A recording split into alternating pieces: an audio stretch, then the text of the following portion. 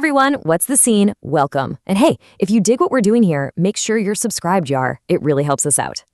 Okay, so today we're diving deep into that brain chemical everyone loves to talk about, dopamine. But here's the thing, almost everything you think you know about it, that it's the pleasure molecule, that's just plain wrong. We're about to explore its dark side. I mean, come on, you know the feeling, right? You're deep in a scroll hole, video after video, meme after meme, and when you finally surface, you don't feel happy or refreshed. You just feel kind of blah, drained. Well, that feeling, that's not a mistake. It's actually a feature of how your brain is wired, and we're going to break down exactly why.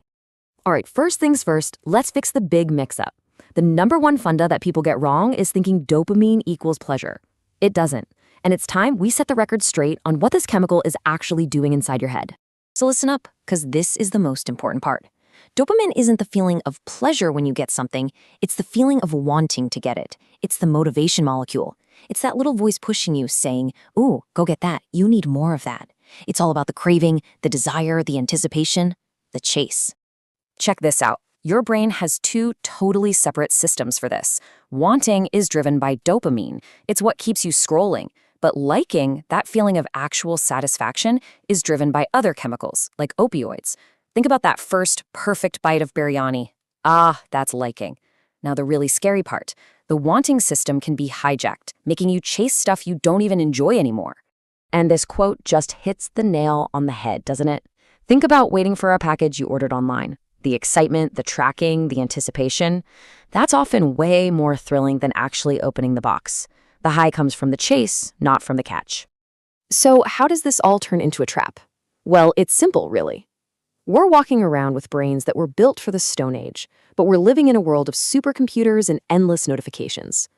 Our world today is basically a 24/7 casino designed to exploit this system and keep us completely hooked. Okay, to really get how we get trapped, I want you to picture a seesaw inside your head. Your brain is obsessed with keeping this seesaw perfectly balanced. It's a state called homeostasis. It doesn't like being tilted too far to one side for too long, not to the pleasure side and not to the pain side. So you do something that gives you a massive dopamine hit. You eat a whole pizza or a post goes viral.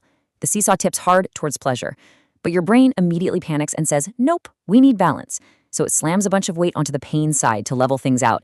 And that feeling, that's the crash. That's the irritability and the low you feel after the high. Now here's the kicker. If you keep bombarding your brain with these huge spikes, it just gets tired. It says, okay, this is too much, and it starts pulling out its own dopamine receptors to protect itself. That's desensitization. Suddenly, the things that used to give you a buzz just don't. You need more and more and more just to feel okay. And normal life, man, it starts to feel incredibly dull. And this is where it gets really serious.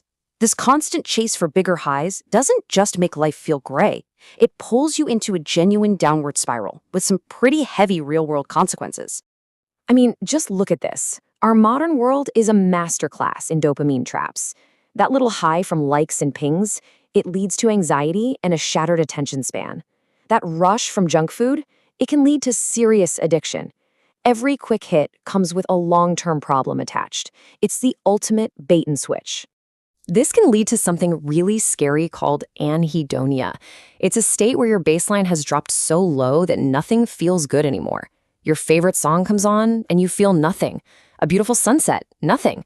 A good conversation with a friend, just empty. Your world literally loses its color. That's the real dark side of all this.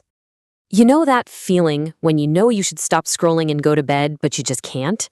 Well, there's a reason for that. A huge flood of dopamine basically hijacks your brain. It powers up the emotional, impulsive part of your brain and shuts down the rational, logical part. Your adult brain gets locked out of the driver's seat. Okay, I know that was all a bit heavy, but here's the good news. You are not powerless here. There is absolutely a way out of this chukkar.